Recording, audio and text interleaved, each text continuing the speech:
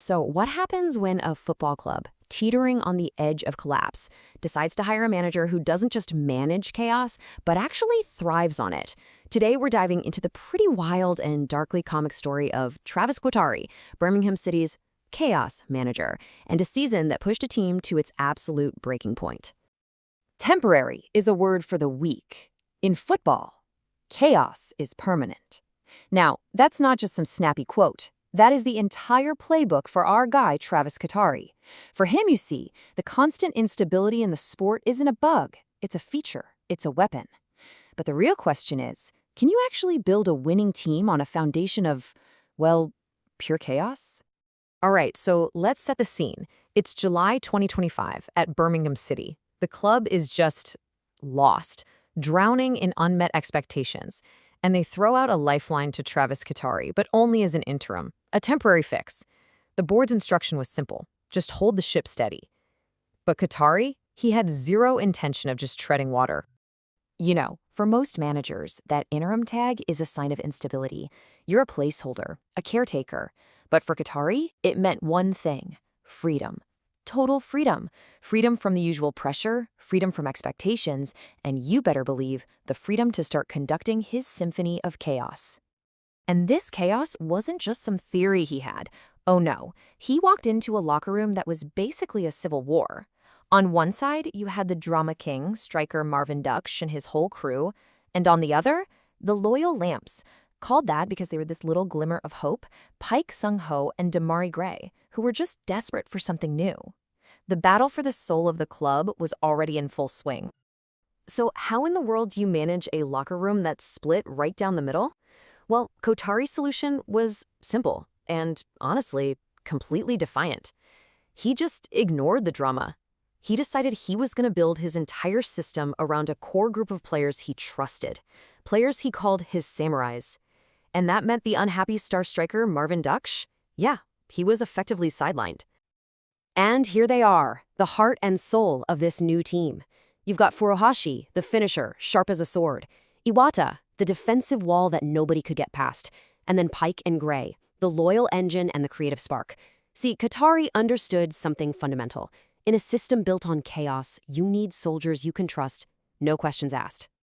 I mean, this timeline of the first half of the season? It's chaos in a nutshell. It was a complete and utter roller coaster. A rocky start, a flash of brilliance, then a disastrous dip, a stunning comeback, and finally a brutal, exhausting end to the year. There was absolutely no stability, which, let's be honest, was probably exactly how Guattari liked it. And as the injuries started to pile up, this little quote from Guattari's private notes tells you everything you need to know about his mindset. While the board and the fans were panicking about the squad getting thinner and thinner, Guattari seemed to just embrace the suffering. It was just another variable in his grand, chaotic experiment. Okay, so after 40 matches of this beautiful madness, this is where Birmingham was sitting. 8th place. The playoffs, the dream of promotion, it felt almost impossible.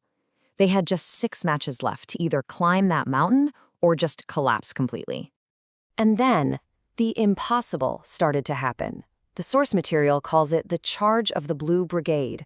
It kicked off with a 3-0 reawakening against Wrexham, and the momentum just kept building. A tough draw, a gritty away win, and then bam, bam, bam, 3 incredible victories to close it all out. With every single match, you could feel it. Something miraculous was happening. This number, 4. That one number tells you everything. In the final, do-or-die match away at Portsmouth, Guattari's lead samurai, Kyogo Furuhashi, put on an absolute masterclass. He scored 4 goals. It was a legendary performance that single-handedly dragged the team to the very edge of the playoffs. But football, as we all know, can be unbelievably cruel. After that heroic, logic-defying charge, the season ended in just the most painful way you can imagine. This was the story of their beautiful, furious failure, and the very strange reward that came right after. And this final league table just shows you how agonizing it really was. After that incredible run, they finished 7th. One single spot outside the playoffs. Just 3 points separated them from their rivals, Coventry. The source material calls it a promising wound, and I can't think of a better way to put it. So what was the aftermath of this epic near miss? Well, the board was thrilled. They were only aiming for mid-table safety. Kotari, on the other hand, was furious. He wanted promotion.